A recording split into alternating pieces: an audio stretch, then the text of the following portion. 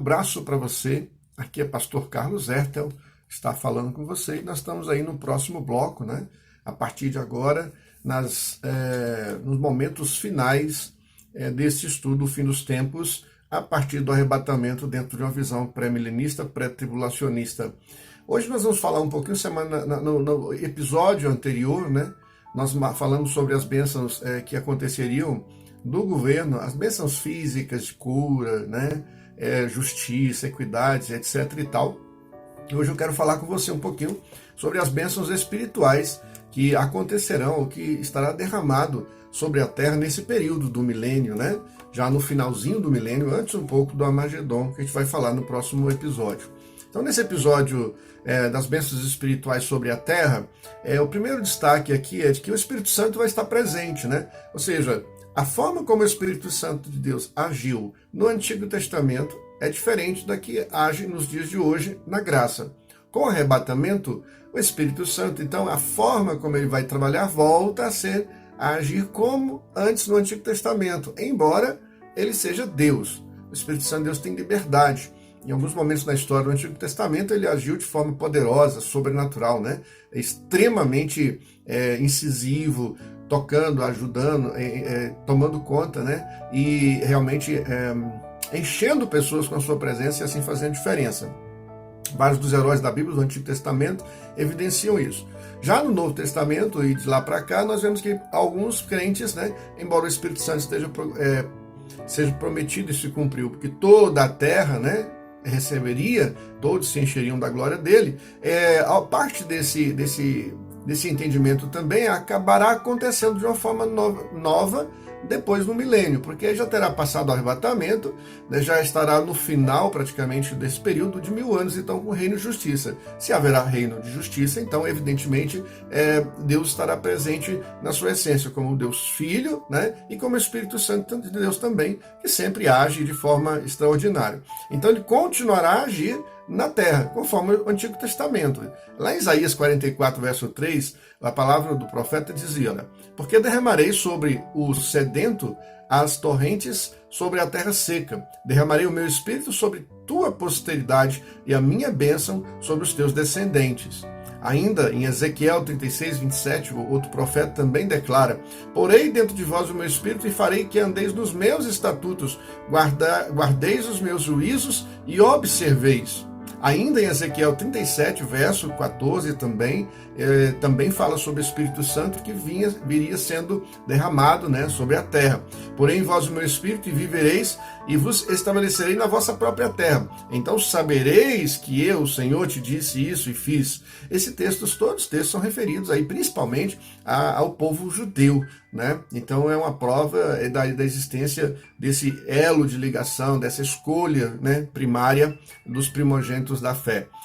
Ainda em Joel 2,28, né, que a gente geralmente associa isso com o derramamento do Espírito, que já foi cumprido, mas também ele continua tendo valor, porque o Espírito Santo de Deus não cancela o seu agir na história, ele só modifica a sua atividade, né, a sua forma de agir. Então, nós temos ainda na linha da declaração de que as pessoas realmente, né, o Espírito Santo seria derramado sobre toda a carne. Então, de alguma forma, o que a gente pode deixar claro aqui é que o Espírito Santo continua agindo. O Evangelho do Reino continua sendo anunciado. As pessoas que aqui ficarem continuarão pregando o Evangelho.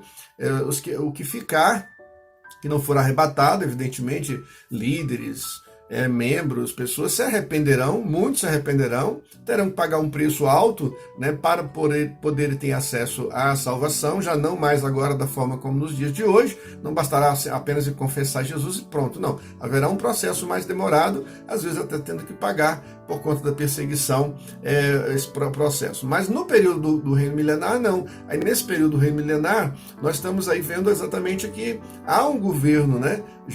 Aqui o anticristo já foi afastado, né? Então há um governo real dos justos, do Senhor, né? Do Espírito Santo, de Deus, Jesus, enfim, a pessoa de Deus está agindo completamente sobre a terra. É interessante que também outro item diz o seguinte: haverá justiça em todo o mundo, ou seja, a justiça social prevalecerá. Que coisa linda, né? Em Isaías 46, verso 13, o profeta já dizia assim, ó: faço chegar a minha justiça, e não está longe, a minha salvação não tardará, mas estabelecerei em Sião o livramento e em Israel a minha glória. Esses textos que nós estamos lendo proféticos são textos que até hoje os judeus esperam para o cumprimento de um reino milenar, um reino físico, né? No mundo físico mesmo aqui. Jesus veio instalar o reino, ele enviou primeiro, veio ao mundo, né? Instalou, né? Organizou, né? Ele institucionalizou ali o seu reino espiritual, e agora no milênio ele pode vivenciar esse momento, que é um prelúdio, né? Um pouco de uma antevisão muito próxima daquilo que vai acontecer depois de todos os fatos, onde nós poderemos tanto viver, ter acesso ao mundo espiritual, no mundo celeste, quanto também no terrestre, no novo céu e nova terra que a Bíblia fala. Vamos falar isso mais na frente. Em Isaías 51, verso 5 também diz assim, ó: perto está a minha justiça, aparece a minha salvação, e os meus braços dominarão os povos, as terras do mar me aguardam e no meu braço esperam. E ainda em Isaías 60, 21, ele diz: todos o do meu povo serão justos, para sempre herdarão a terra, serão renovos por mim plantados, obra das minhas mãos, para que eu seja glorificado. Veja da questão do renovo, fala da terra, da posse da terra, do cumprimento das promessas do Antigo Testamento. Só que não é apenas isso que Deus está falando. Há o reino espiritual, há o reino celeste que foi anunciado, né? O reino de Deus foi anunciado para todos, e ele continua vigorando então nesse acúmulo, né, de eventos que estão acontecendo. Outra questão importante é que as pessoas obedecerão ao Senhor, e será muito fácil obedecer o Rei dos Reis. Será muito fácil, porque a gente muitas vezes reclama dos nossos líderes, dos reis, dos líderes, dos monarcas, dos príncipes, dos presidentes, né, dos congressistas, dos líderes que estão sobre nossas vidas, porque são injustos, fazem leis injustas, desagradam a Deus, perseguem as pessoas. Esse governo do milênio será um momento feliz, onde bênçãos espirituais também acontecerão. Olha só, Salmo 22, 27 diz assim, ó: lembrar-se-ão do Senhor, e a ele se converterão os seus confins da terra, perante ele se prostrarão todas as famílias das nações. Olha só que coisa linda. Ainda em Jeremias 31, 33 diz: porque esta é a aliança que firmarei com a casa de Israel. Depois daqueles dias, diz o Senhor, na mente lhes imprimirei as minhas leis. Também no coração lhes escreverei, e eu serei o seu Deus, e eles serão o meu povo. Isso também tem se cumprido no coração do crente, no coração de todos nós, e ele prevalece então como bênção espiritual durante o período do milênio. Outra questão importante: a santidade vai dominar aquele ambiente, que coisa diferente do período da tribulação. Depois da grande tribulação, vem esse momento de repouso, de tranquilidade com o milênio, ou seja, com o exemplo de Jesus, será muito fácil se santificar. Será um período que a gente nunca experimentou. O milênio nunca foi experimentado pelo homem, ou seja, Jesus reinando fisicamente e governando. Isso não foi possível acontecer.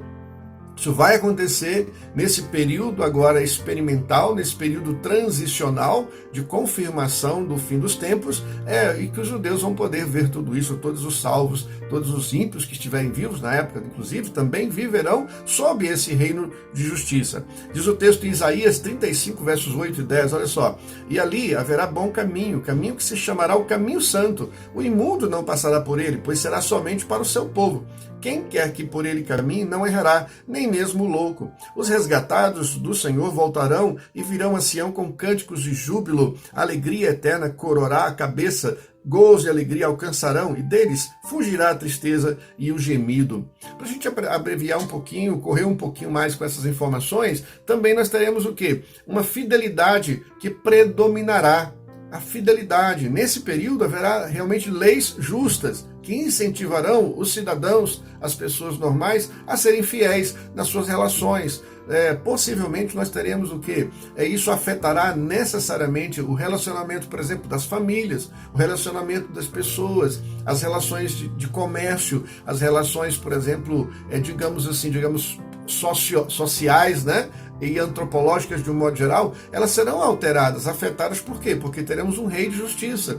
E essas leis justas do Senhor farão com que as pessoas andem em fidelidade. Então, possivelmente não haverá piquete, manifestação nesse momento do milênio, durante todo o milênio, não. Haverá paz, haverá um reino de paz, onde a pessoa que confessa Jesus Cristo viverá bem, né, que se converteu naquele período, onde as pessoas que não se convertem, né, ou que não se converterão também, que serão respeitadas da mesma forma, mas verão justiça no Rei dos Reis. Diz o texto da palavra, Salmo, Zacarias 8,3, assim diz o Senhor, voltarei para Sião e habitarei no meio de Jerusalém. Jerusalém chamar-se-á cidade fiel e o monte do Senhor dos Exércitos, monte santo. Outra questão ainda, nós estamos falando aqui de algumas, são pelo menos sete características. A sexta seria que todos os moradores da terra adorarão o Messias. Ou seja, Jesus será reconhecido como Filho de Deus. Olha só, o que não acontece hoje, por grande parte da população, acontecerá durante o milênio. Em Malaquias 1:11 diz o texto assim, mas desde o nascente do sol até o poente, é grande entre as nações o meu nome, e em todo lugar lhe é queimado incenso e trazido ofertas puras, porque o meu nome é grande entre as nações, diz o Senhor dos Exércitos. Ainda em Zacarias 8, verso 23, diz assim também, assim diz o Senhor dos Exércitos, naquele dia sucederá que pegarão 10 homens de todas as línguas das nações, pegarão sim na orla da veste de um judeu e lhe dirão, iremos convosco, porque temos ouvido que Deus está convosco. Esses textos, essas profecias de Zacarias, a grande maioria não se cumpriu ainda biblicamente, ou seja, não aconteceu o cumprimento bíblico, né, prático dela. Então elas estão reservadas para aquele momento onde nós veremos aquilo que os judeus tanto aguardavam e aguardam ainda, que é realmente o reino milenar. A interpretação que eles têm é diferente dessa revelação, porque rejeitaram Cristo Jesus, o Nazareno, né, o Galileu. Nós então entendemos que, sendo ele o Cristo, se esse reconhecimento da historicidade, da realidade de Cristo, de Jesus de Nazaré, ter sido aquele de 2000 anos atrás, então toda a realidade muda, e aí sim faz sentido esse nosso entendimento. E finalmente, a presença de Deus será claramente perceptível, uma bênção espiritual, imagine, né? Ou seja, na verdade, Deus estará entre nós em carne e osso, ali em Jerusalém, no Monte Sião. Diz o texto em Ezequiel 37, versos 27 a 28, o seguinte, olha, o meu tabernáculo estará com eles, e eu serei o seu Deus, e eles serão o meu povo. As nações saberão que eu sou o Senhor, que santifico Israel, quando o meu santuário estiver para sempre no meio deles. Ainda tem outro texto, que quero encerrar por aqui, fazendo só mais um comentário, né? Canta e exulta, ó filha de Sião, porque eis que venho e habitarei no meio de ti, diz o Senhor. Naquele dia muitas nações se ajuntarão ao Senhor e serão meu povo. Habitarei no meio de ti e saberás que o Senhor dos Exércitos é quem te enviou a ti. É curioso notar que esses textos, quase todos que nós lemos agora, a grande maioria deles, né? Menos Joel, que já se cumpriu, a grande maioria deles, quando falam da perspectiva do reino milenar, do reino físico, né, do reino terrestre, da vinda do Messias que veio reinar sobre as outras pessoas, sobre os outros reinos, elas não se cumpriram, a grande maioria não se cumpriu. Joel foi cumprido porque foi derramado o Espírito, e inclusive Pedro cita isso, os apóstolos citam isso lá no livro de Atos, né, está descrito na Bíblia que era para cumprimento da palavra. As outras não foram cumpridas.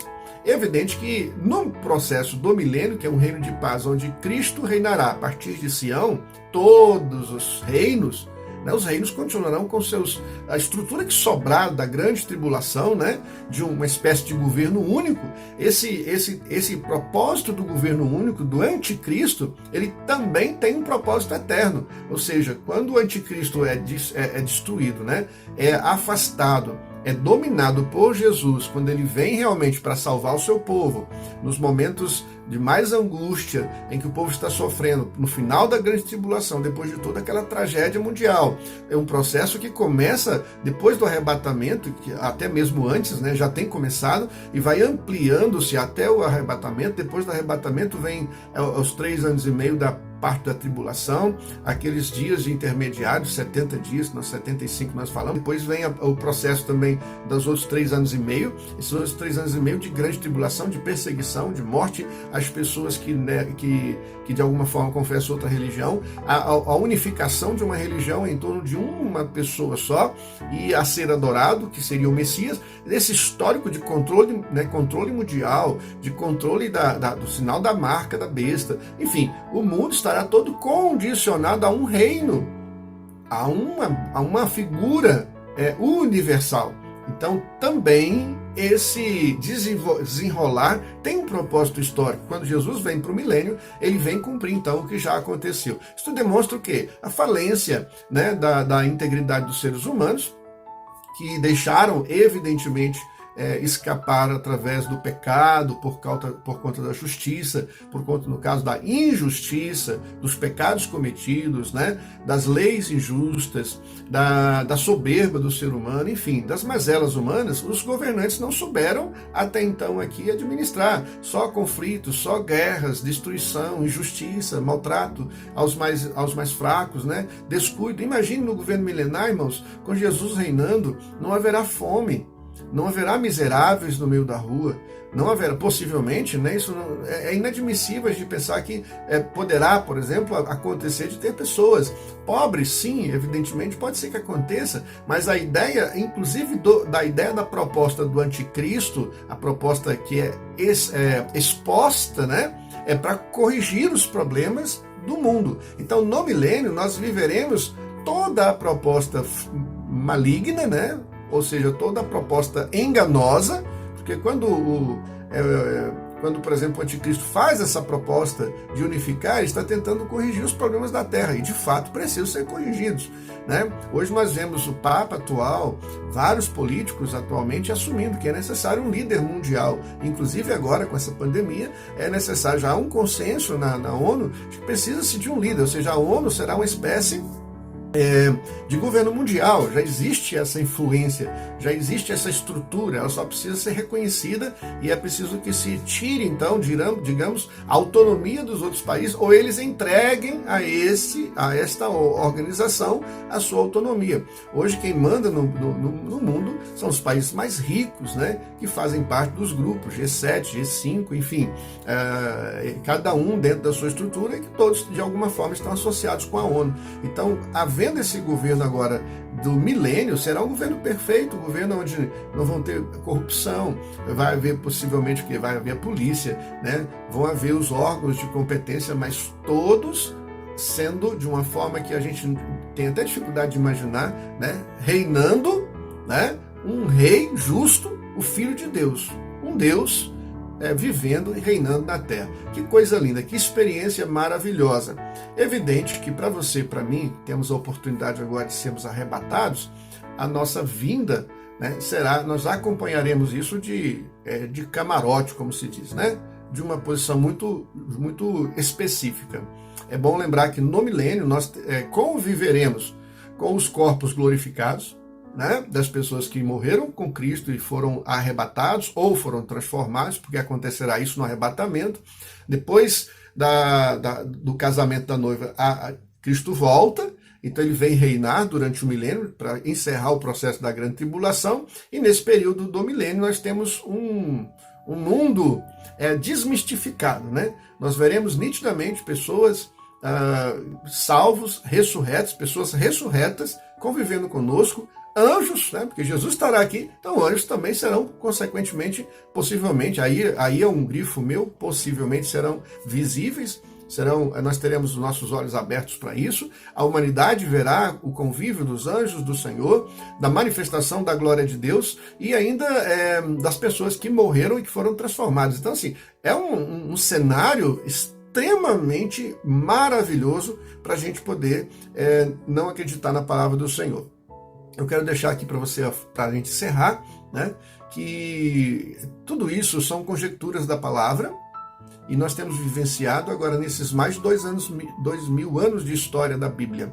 As coisas têm se confirmado. Os sinais da vinda de Jesus estão cada vez mais fortes, cada vez mais claros, né?